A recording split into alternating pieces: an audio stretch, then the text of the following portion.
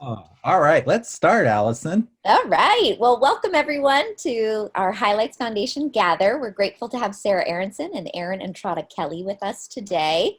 This morning, we'll have time to listen to Sarah and Erin in conversation, and then you can ask questions using that Q&A feature that is part of Zoom.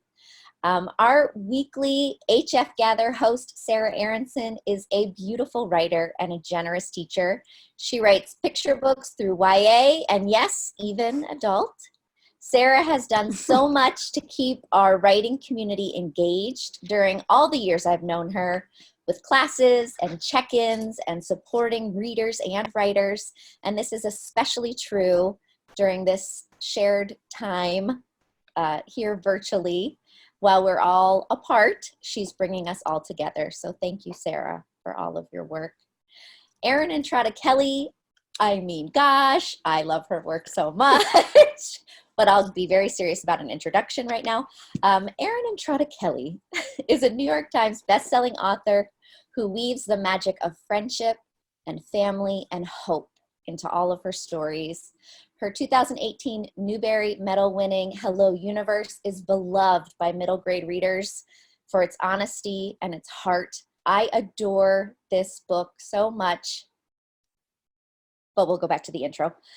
Her next book releases in a week, less than a week.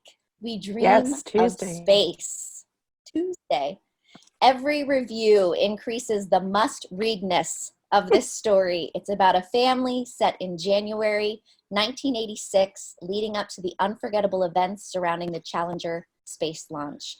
We cannot wait for this book, and I will put links to both Erin's local indie and also bookshop for those of you who are ready to pre-order this one. And now, with that, I'll pass things off to Erin Entrada Kelly and Sarah Aronson so we can listen in to their conversation. Welcome to you both. Thank you. Thank you. Good morning, everyone. For those of you who are here for the first time, I am Sarah Aronson, and this is always a discussion about three things: community, the foundation of all the work that we do; curiosity, that personal thing that drives us forward; and creativity, the process by which we get the words on the page. Every week we talk a little bit about all three of those C's, and I'm delighted and a little bit having a fangirl moment to be talking about this with Erin. So let's start with process. And right now, in keeping the flame going, are things working that haven't worked before? Let's talk about the paradigms of needing safety to be creative. How's it going? It's going pretty well, relatively speaking. So has changed for me process-wise. One thing that I think has helped me is that I don't watch much of the news. I read my New York Times daily briefing in the morning, and that's it. And I'm a former newspaper journalist, so it's kind of in my nature to be addicted to the news. But a couple years ago, before all this craziness happened, I realized that it was really turning me into not a productive citizen, being plugged in so much because it was so upsetting and stressful and overwhelming. And it was really making me bitter and cynical. And so I stepped away. My therapist gave me permission. She said, you can stop. You don't have to watch the news. And I was like, oh, like you said, giving yourself permission sometimes is such a big part of daily life. And sometimes you almost need someone else to tell you can do it. I don't know why we're like that as humans, but I stepped away from the news, and that has helped me not be so overwhelmed with all the negative energy that surrounds being so plugged in all the time. So what I do is I focus on the things I can control, and I try to be as productive as possible. I'm fortunate in that my daughter is grown and out of the house. I don't have to worry about getting kids to Zoom classes and cooking meals for big families. So relatively speaking, it's going pretty well, and not much has changed for me process wise, because I write at home, so I can still do that. I think that the part about not reading the news is something that we visited almost every week. That so many of us are deciding not to watch any more news, and that we're fine with it. I think that it's interesting because the news used to inspire me and inspire ideas for me, that I would read what's going on in the world and say, yes, those themes are the themes that I'm writing about. And really, since November 2016, that hasn't been true. Or it's only been true in a negative way that drives me away from the story and the characters, and that getting away from the news and focusing on what I can control. I love that. And being nice to myself and saying, you don't need to watch this 24-hour news cycle, because actually they're saying almost nothing. Yeah, they're saying the same thing over and over. And sometimes you just really have to create your own safe space, whatever that looks like for you. Yeah, and I think that safe space, especially in a time of uncertainty, really is essential. That you know that you take into account who you are and what you can do, not just what you think you should be able to do, what some greater human being is clearly doing. Yes, yes. And also give yourself a break, right? Like if you're not able to write, if you're having trouble reading and concentrating, it's okay. You know, don't be hard on yourself. Give yourself a break. Yeah, being kind to yourself, I think, is the number one. The no guilt quarantine is really, really important, that we're never going to say I'm sorry about not being able to do something on a single day. And I think writers often feel like they have to write every day, even when we're not in a situation like that. And that's one of the writing tips that I try to quash as much as possible. You don't have to write every single day. Some people do, but you don't have to. Right. Everything, your process, every process is different. And what these tips, when we as writers offer tips to new writers, what we're saying is, here is a menu. Choose what works. Take a sample, try it out, see if it works. If it doesn't work, no skin off my back. Yes. So I really, really, really want to talk about making characters, because I love your characters. And I want to hear you talk about how you get around to creating them, really from inspiration to intuition to intellect, all the way through the process. So let's start with inspiration. How do you find your characters, and then what do you do to make them authentic? So my process always starts with a character, an idea of a character or a thought of a character. And sometimes it comes organically, you know, it just kind of appears. Sometimes I'm inspired by things that I feel like I want to say, or different aspects of myself whenever I was growing up, and struggles I went through. And usually it begins with one character, like for Hello Universe, it started with Virgil. And the first thing I do is I kind of interrogate that one character, and I say, okay, what do you want? You know, what are your goals? And I don't mean like both tangible goals, internal and external goals, right? What do you want? And what are you afraid of? And then I ask, how is what you're afraid of getting in the way of what you want? Because that's where most stories come from, right? It's about the whole entire character arc is all about a character overcoming something, and it's usually overcoming fears to get what they want. And sometimes what the character thinks they want, right, is not what they actually want or get. So with Virgil in Hello Universe, for example, he wants to be friends with Valencia, who's a girl that he likes in his school, very, very shy. And he's afraid to talk to her, and he doesn't want to embarrass himself. And but what he really wants, he does want that, but what he really wants, right, is friendship, a connection, a relationship. And he wants to have a connection with someone where he can be who he is.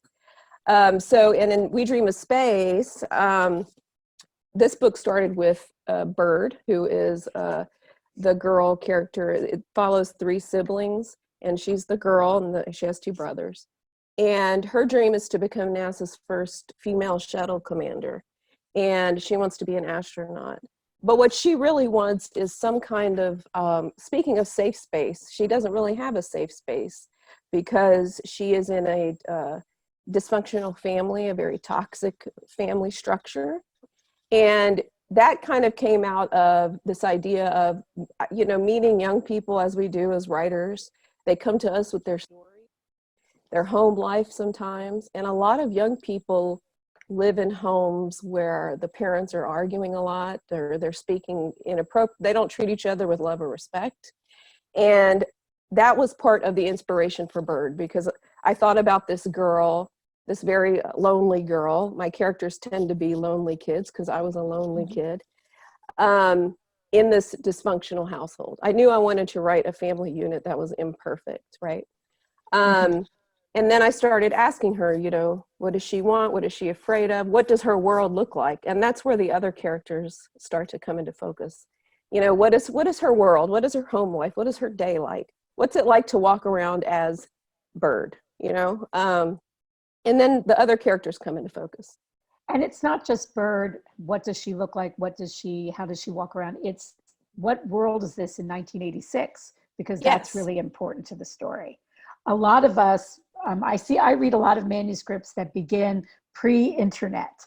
Like they want to write stories in a time where there are no texts. But your story, 86, has particular relevance in the world. Yes. So, and exactly right. Whenever I think about how they walk around, I actually, what's so interesting is whenever the manuscript went to the jacket artist, my editor came back and said that the jacket artist is asking what the characters look like. I thought this was very interesting because she had read the book. Of course, my editor everyone had read the book, but no one realized, and I considered this a compliment, by the way, they realized I never actually describe what they look like. Because for me, I'm so interior, and we don't ever walk around, I don't walk around saying, oh, I have black hair and my eyes are dark. Right. I like to get close to the interior. So whenever I think about how a character walks around, I'm really thinking about in their shoes, what their world looks like. And for Bird, of course, it's 1986. So there's all these things that don't exist. And I think one of the struggles that I think one reason why writers like to write pre-internet stories is because perhaps when they were in middle school and high school, those things didn't exist. So it's easier for us to access what that life is like. Mm-hmm. For Bird, one of the challenges I had was, and it's not just Bird, there's 3 point of view characters. So her brothers are the other two. It was also a question of, how am I going to write a story set in 1986 that will also appeal to contemporary readers? Because I can't very well stop the narrative to explain what a VCR is, because the characters populating the book know what a VCR is. So there's no way for them to explain it to the reader. So I kind of had to use like these on context clues. The reader will figure it out. There was a moment where I was one of the characters is going through the phone book, and I put a thing out on Twitter. I said, hey, if you have kids around, I want you to ask them if they know what a phone book is, because I'm not sure who knows what they know and what they don't know. I would say 95% of the kids did not know what a phone book was. And they thought it was like a phone that looks like a book, or that's really funny. You call someone and they read you a book, or a book about phones. So I thought, okay, well, how's a reader going to know what a phone book is? Because I can't explain it. But then I thought, within the context of the story, right, they'll be able to figure it out. And it happens a lot with fantasy too, right? Because you have to build your own world. So the reader figures it out. Right. And I think readers don't have to get everything in the moment too. Yes. Is that everyone reads differently anyway. And that if it stops, what you don't want them to do is stop reading because you've described something, or because you've stopped the action, that object will, they'll figure it out through the inferences. So you have an idea, it comes to you in that magical, mystical way, which I love. Like, it's like, thank you for that gift. Now I know who I'm going to write about. And you have a world, really a third parent, a place that is going to nurture that character as they go through this story of what they want and what they need and what they're afraid of and all the obstacles. So then how do you, do you have special exercises or process that you go through to get into that internal space, or do you just write? Well, so what I do is I spend months. So, you know, earlier I mentioned you don't have to write every day. There are times when I'll go weeks without writing because I'm writing in my head, which I count as writing, by the way.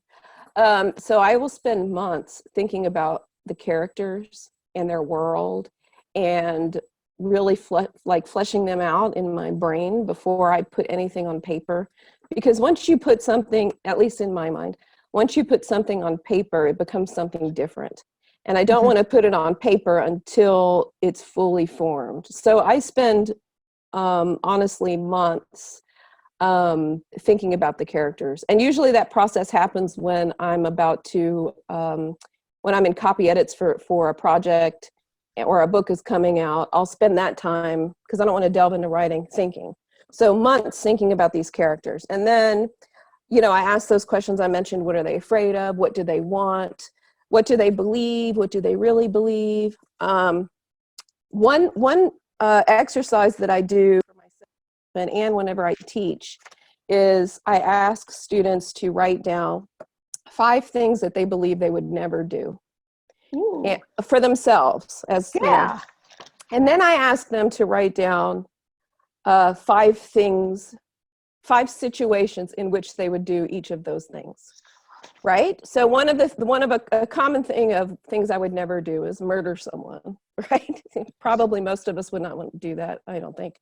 And then I say, okay, well, now give me a situation wherein you would murder someone, right? And of course, we can all think of several situations where we would be forced to do that, or we would be inclined to do it, especially now in this day and age. Or maybe that's not even on your list to begin with. So one of the things that I usually put on my list is I would never be intentionally cruel to someone.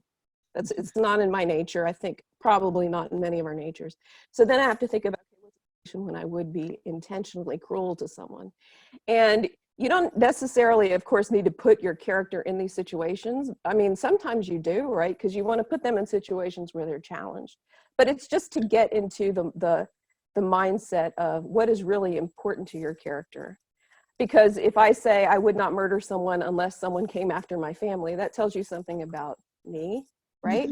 And you can do, and then I have them do the same exercise for their characters.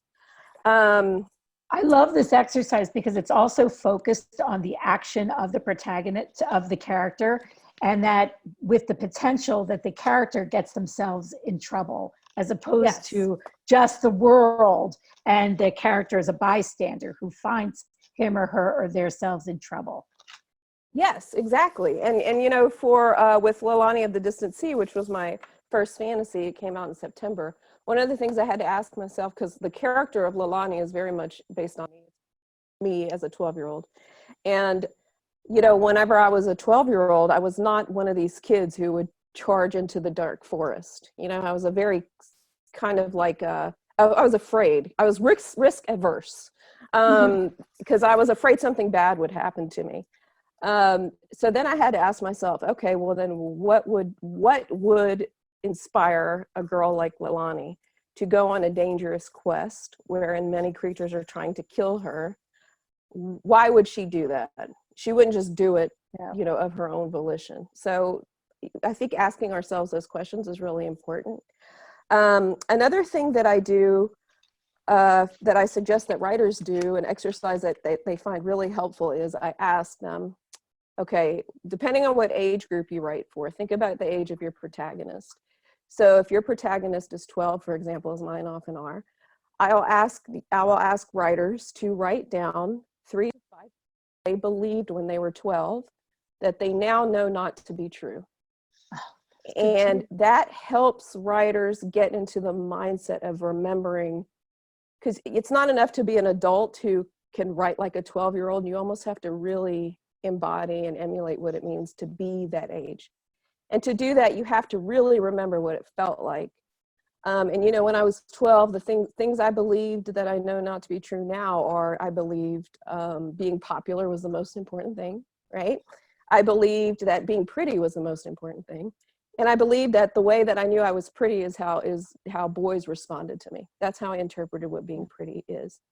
And of course, I know all those things are not true now. But when I was 12, I believed them. So how am I going to use that knowledge, that emotional knowledge of my 12-year-old life, and inform my books? And it works with picture books too. Like, when I was 5 years old, I thought there were little in my body like doing work, like little construction workers, and they're the ones who made my body work. Like they were pumping my heart for me. I mean, it sounds crazy, but when you're 5, it makes total sense, right? Right? It's like Inside Out, the movie. One of the reasons why it's resonant is because when you're a kid, that's how you think. Yeah, we forget as we get older. We forget. So go ahead. It's interesting because a lot of times one of the things that I'll do at the beginning of writing a book is I will write a letter to my protagonist and say, we're going to go back in time and we're going to let you feel these things.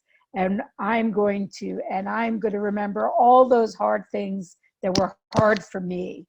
And I promise you that when you get to be my age, everything will be fine. And that this is only temporary. This is only temporary.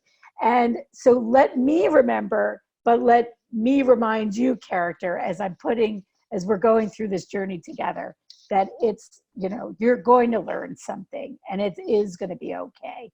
And that helps me articulate some of my fears, not just as a child, but also as an adult, introducing those old fears to children. That these are fears that are real and these are fears that are conquerable. Yes, and that's the challenge, right? Is bringing our adult knowledge, knowing that it will get better, and knowing that this is all temporary, but still creating a world in which our characters don't feel that way. In other words, when I was 12, a lot of adults told me, oh, you know what, when you're out of school, when you're grown up, none of this will matter. And I remember them telling me that, and I remember me thinking that is not helpful. Right? Because this is happening now. And when you're an adolescent, what matters to you is what's happening today, yesterday. Right. So it's like, how do we bring that to them?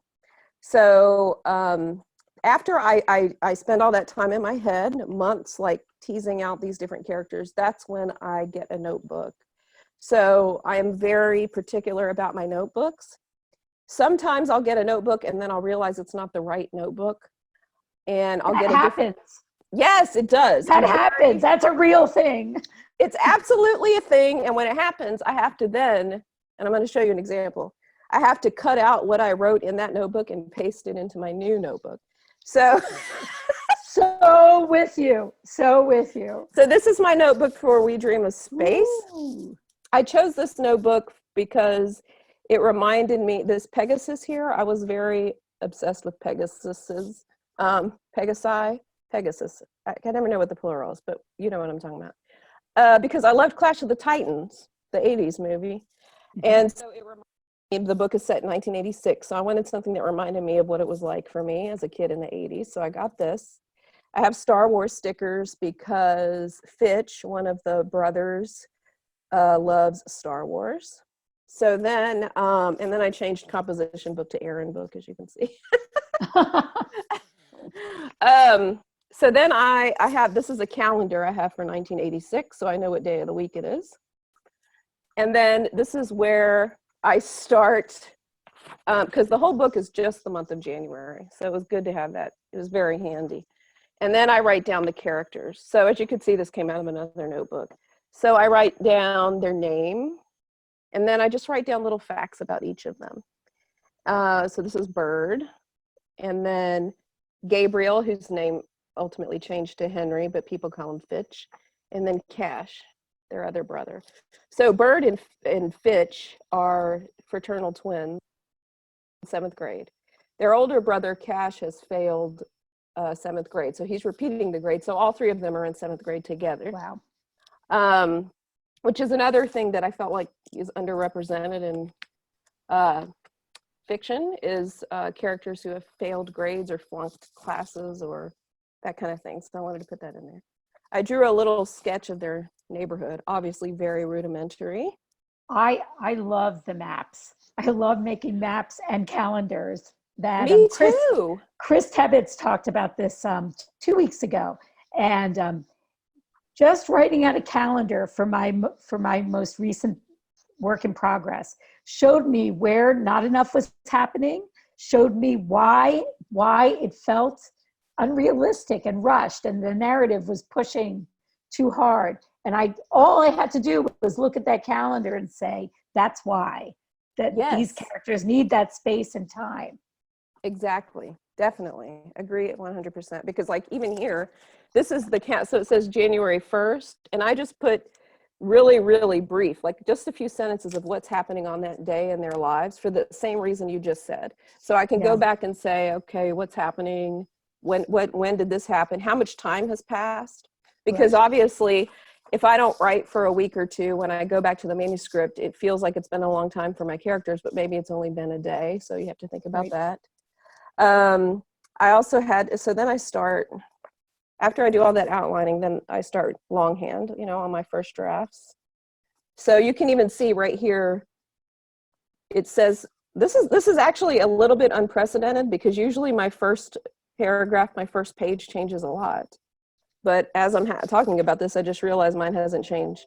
So it says the pinball machine, you probably can't read my handwriting. The pinball machine didn't steal Gabriel Thomas's quarter, not really. That's a sentence, and then it's the same in the book. It's a great sentence. Thank you. And so, I start everything longhand, and then, so this is the first sentence of the book. It's the same exact thing. Wow.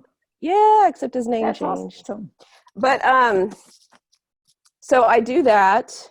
And another thing I had to think about was a couple things. So Bird is not, we don't have a lot in common other than the fact that we both were lonely 12-year-olds, and Bird has imaginary conversations with Judith Resnick, who was was the mission specialist on the Challenger. She was the other woman, we all know Krista McCullough, the teacher. Right. Judith was the other woman on board. And Bird has Bird doesn't have a safe space, so she creates her own safe space by talking and confiding in Judith Resnick. And I did the same thing when I was a kid, not with Judith Resnick, but with whomever. And so one thing that we do not share is that Bird has the mind of an engineer.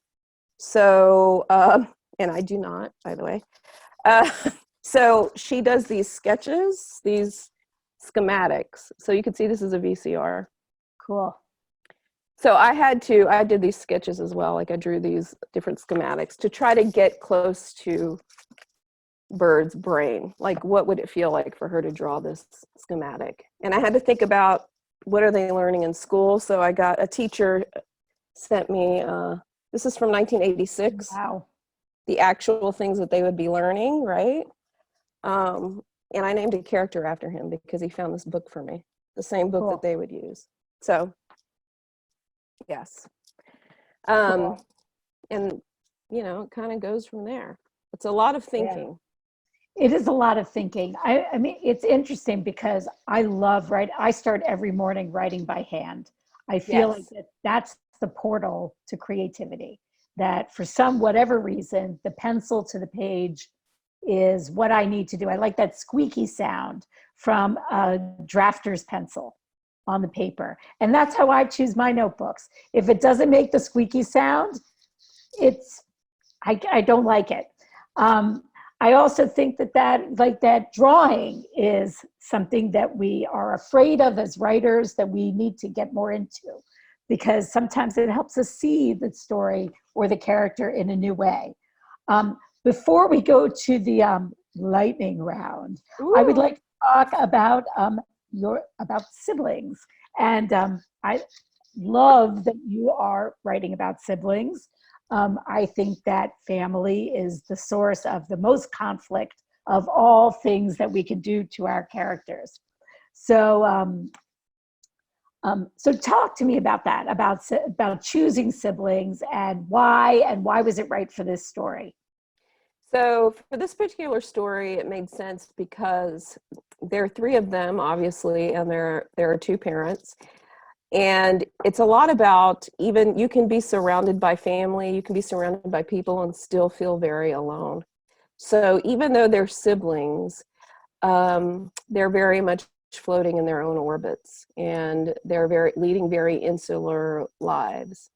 And what I find so interesting about siblinghood is that a few different things. One thing is it's a very unique relationship, of course, because there's no one else in the world who has grown up with the same family as you.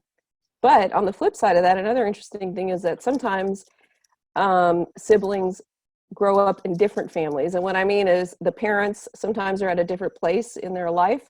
So what one sibling experiences in their family unit may not be what the other sibling is experiencing in the family unit. So it's just a very interesting, like you said, dynamic. And I wanted to also demonstrate parents who, obviously it's not that they don't love their children, but they're very caught up in their own toxic dynamic that the kids are kind of being lost.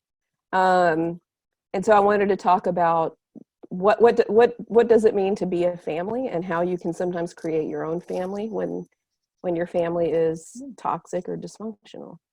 And families in the 80s were different than families in the 90s and to families now.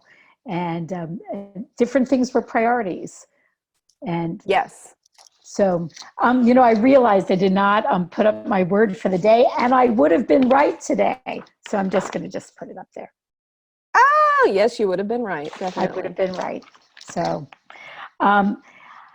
excellent. Last but not least, we haven't talked about the call. Has life been different since the call? What was the call like? Give us a sense of receiving the call. Did you think it was a joke? I would have thought my friends were joking me. I was very confused. So there is a video. I think that the committee, I think every year they post video of the call that they make. So there is video if you're that interested. I've watched it many times. So they had the wrong number at first. They had an old number. Oh, that's funny. So I was actually driving to work. Of course, I didn't think they were going to call me anyway. No one thinks they're actually going to call you. And I got the phone call while I was stuck in traffic on I-95, going to my full-time job that I had at the time. Wow. So I got the call while I was in rush hour traffic. So I turned around and went right back home, and I watched the live stream. And not much has changed about my writing process or my work per se. The changes have been at a professional level. So now I write full time. The book has been translated into many languages. My platform is much larger than it used to be. So that's where most of the changes come from. But I'm still, I still go through the same process, the same writing process. Yeah. Cool. There was stunned silence though when they called and said, you've been awarded the John Newbery Medal. I was like, and then there's just quiet. And then they had to repeat it because, I didn't know what they were saying. The only thing I've ever won was second place. And then later we found out there were only 2 entries.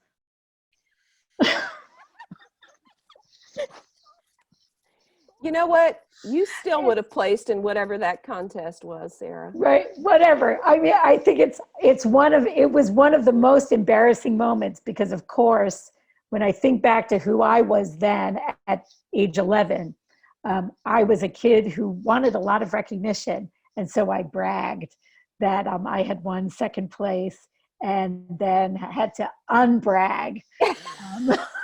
Oh, God. Well, we do want recognition when we're a kid, and I have to say, after I won, it's not as if I say, "Oh, I won the Newbery. I'm clearly very accomplished and talented." You're still suffer from. When I was revising this book, I actually threw the book on the floor and was having, the tears were coming because I thought this is the worst book I've ever written.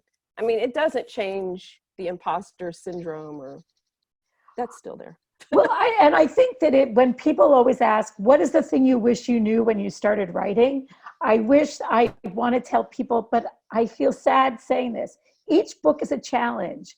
It has not gotten easier in the sense of like a Freitag plot line. Like, oh, now I can write a book. Sometimes it's easy to write a draft, but most of the time it's not. And it's hard and it's personal.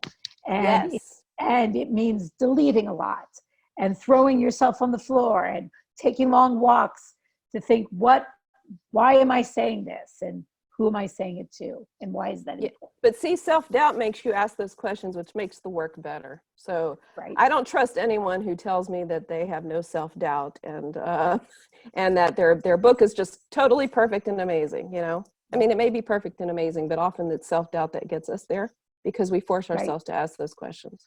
Well, there's one moment of no self-doubt you're allowed to have. It's when you type the end of the first draft, and then you can say, I am a genius, life is perfect. And then you can eat some chocolate and then get back to reality. Yes, definitely. All right, let's do that lightning round. All right, drum roll, please. All right, pencil, pen, or straight to the keyboard? Oh, pen. New York, Detroit, or Chicago pizza? New York. Scrivener or note cards? Note cards.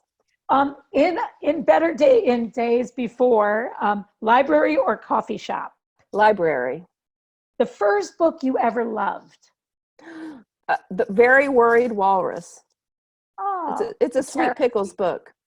Yeah. Oh, The Carrot Seed is still the book I put on a pedestal. I love The Carrot Seed. The first book you saw yourself in? Oh boy, probably Are You There, God? It's Me, Margaret. Up early in the morning or late into the night? Early morning. Chocolate cake or apple pie? Chocolate cake. Do you ever let your family read your works in progress? My partner Dan reads all my works in progress, but no Wow. siblings or parents, but yes. Hiking or biking or forget it, stay at home and chill? I'm way too lazy, so stay at home and chill. I'm just gonna own it. What's the first thing you're gonna do when we're allowed to get out of our houses? Go to the library.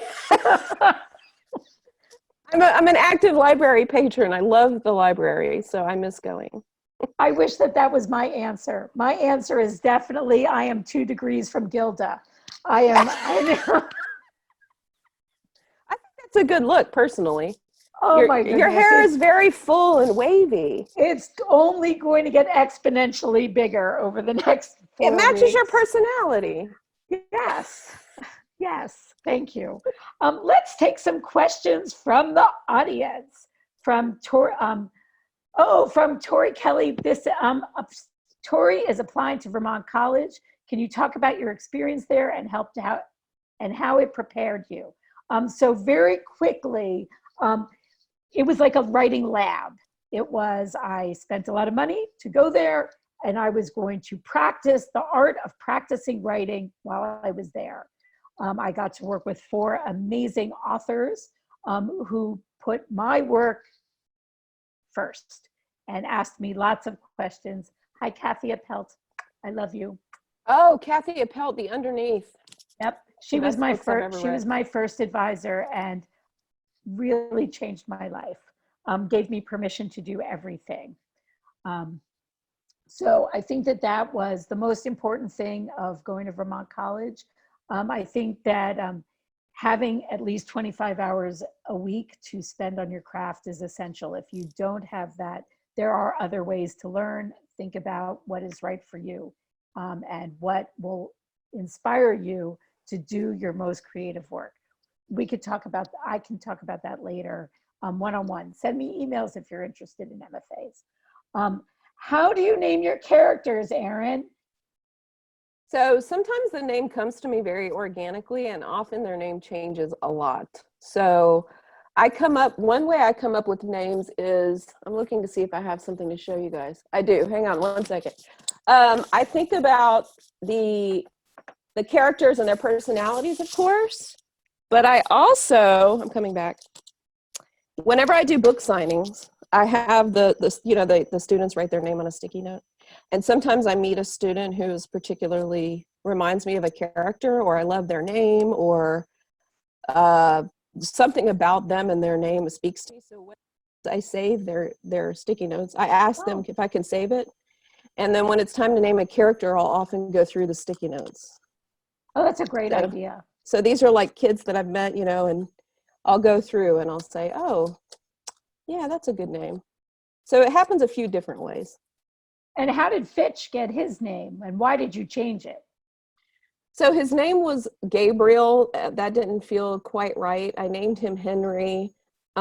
This is not very inspirational, but one of the reasons I named him Henry is because I was very into the Americans at the time, the TV show. And one of the kids' names is Henry. And I thought, oh, that would be a good name for Fitch. So Fitch is a nickname that I stole from my partner when he was growing up. That was his nickname when he was very young. And in the book, he's called Fitch because he pitches a lot of fits. So that's where it comes from. Got it. Yes. He has an explosive temper. That's one of his issues.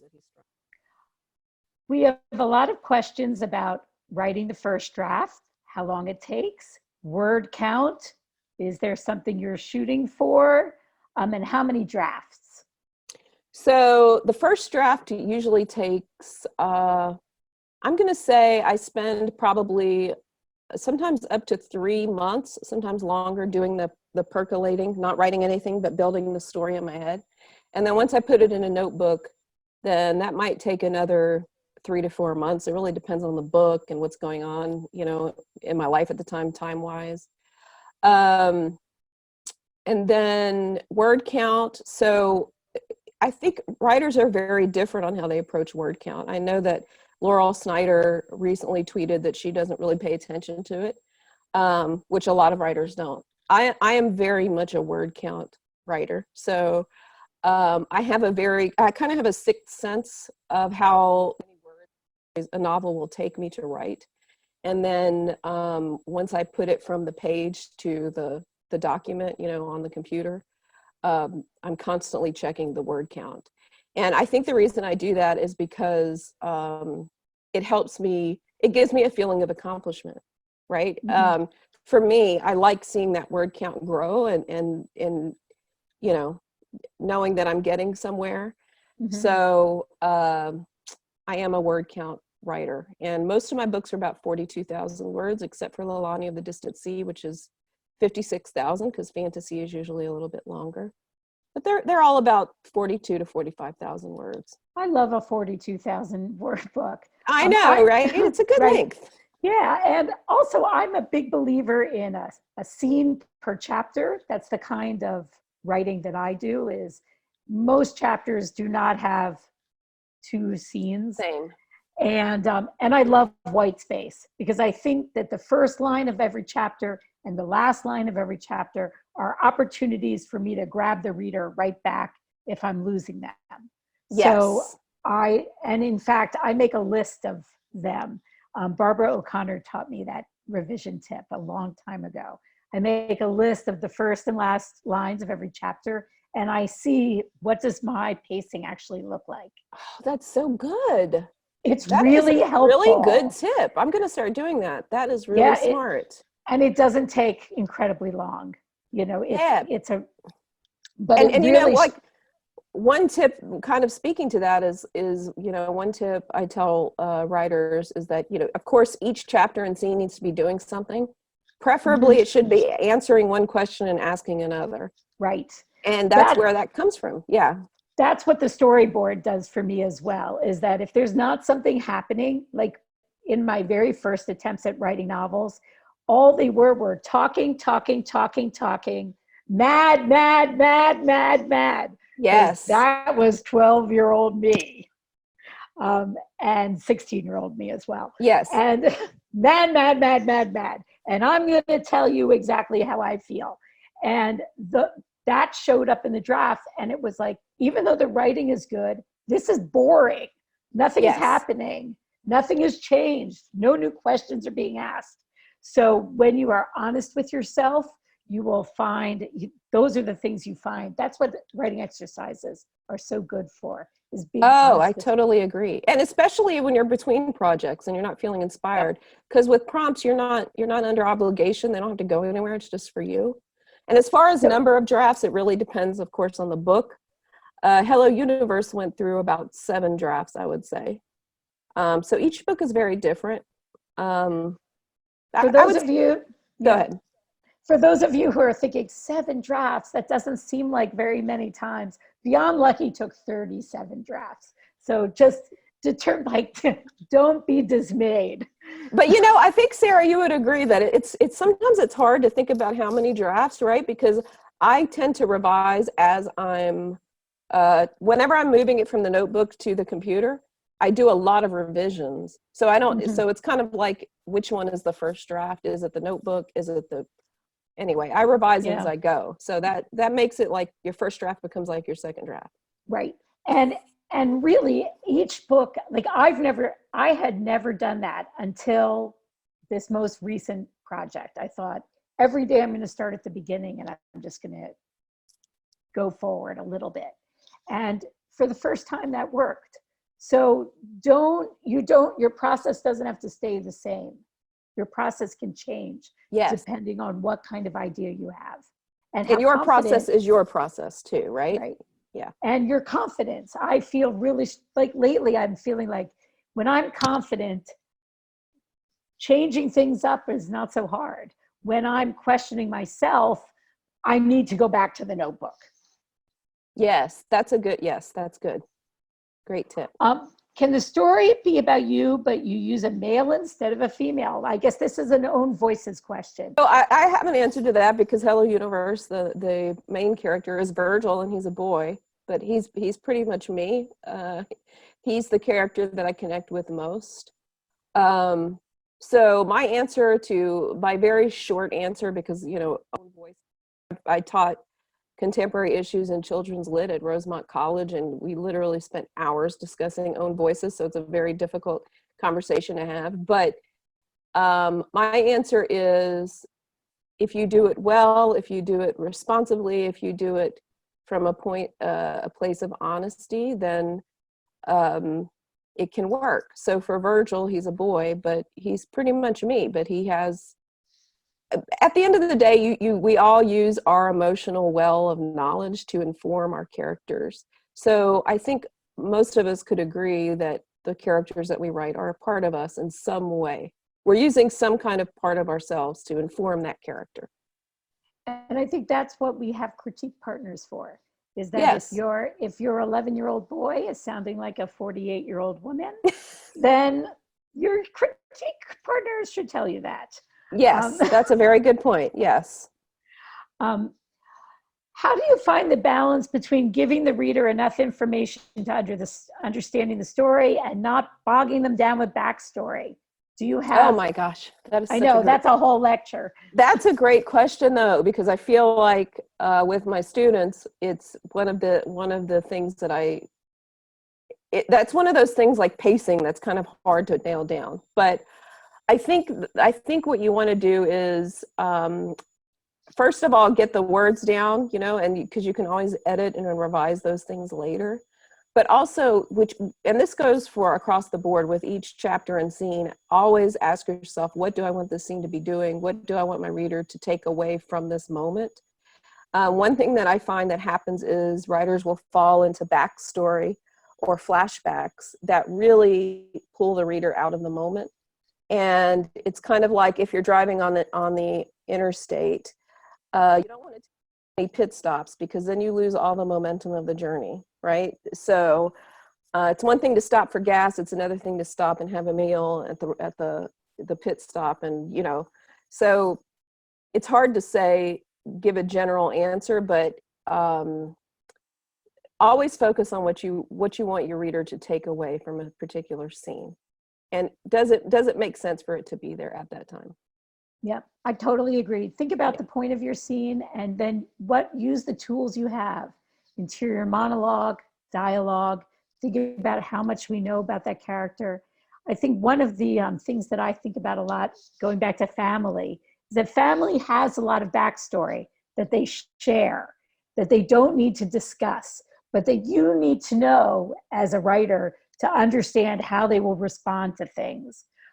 We don't need to know everything. We need to know in the moments of heightened intensity and conflict, sometimes just a little bit of where they're coming from. We need to know their Yes. misbeliefs. And one thing I like to say is, if let's say you're at a party and you see someone interesting across the room, and you watch them and you learn things about them slowly, and they come over and you have a conversation, versus someone comes to you across the room and tells you their whole life story within like 5 minutes, your interest level is going to plummet. So you don't want to rob yourself or your readers of the opportunity to learn new things about your character. So there's no need to put it all in one place, spread it out organically.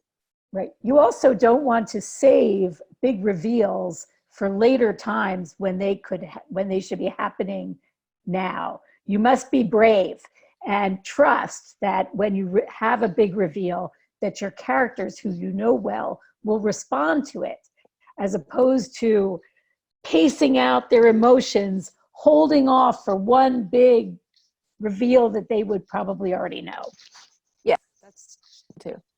I love the Annie Dillard quote about saving stuff and how you should just spend it all. I pin that on my wall because I would save everything, thinking I cannot write this novel. I must pace myself towards this. And always I come back and have to just give that up. So the balance of dialogue and narrative. Do you have a rule? Do you have a process? Do you have thoughts? I do. That's another great question. So I don't necessarily have a rule per se, but I do notice when I've been writing for a long time and no dialogue has happened. So I'm like, this has been many paragraphs and nobody has spoken to anyone. So whenever that little red flag goes up, whenever I'm typing it back into the computer and I realize nobody has spoken for a while, go back and read it and see if I need to change things or flesh things out. So it really depends on the scene, but I think that lack of dialogue is also one of the things I see a lot in the manuscripts that I read, because it's back to the show versus tell. It can be easier to write scenes where people don't speak, because once you include dialogue, you have to include all the things that surround it. And sometimes it's easier not to, but just because it's easier doesn't mean it's better. Also, right? Yeah. Or that's your first draft. That's your discovery draft. Yes. Learn your characters and then get rid of it and write your book. Yes. So, I mean, that's not finished if they're not talking. Can you recommend 3 books you've read lately that would? Yes, I love recommending books. I always think of myself first as a reader, right? So this is my favorite middle grade book, Rebecca Stead, When You Reach Me. So good. Look at this. I mean, there is not a wasted word in this manuscript. And the editor told me that it required very little revision because it was so tightly written. This is such a good book. Her new book is fantastic too. It is. I blurbed it. It's so good. Oh, by the way, Rebecca, so I'll give a shout out to Rebecca Stead because she's probably my favorite author, honestly. She has an event tonight, a virtual book event at 7 p.m. So it's at RJ Julia Bookstore. So I'm going to that. I'm excited. Her new book is fantastic. I just read this. This is A Wish in the Dark. Did you read this? I haven't. It's sitting on. It's next. This is a retelling of Les Mis. It's middle grade, set in a Thai-inspired fantasy world. This book is excellent. It is so good. I can't say enough about this book. I mean, it's retelling, right? And then the last one I'll do is The Moon Within. This is a novel in verse. And I think of it as kind of like a contemporary Are You There, God? It's Me, Margaret. It's a beautiful, beautiful book. Verse novel, right? It's so good. So those are my 3 recommendations. I highly recommend all of them. I'm re-recommending Parachutes this week because I can't stop thinking about it since I read it. And I'm it's really coming out excited to read that. soon. Yes. It's really good.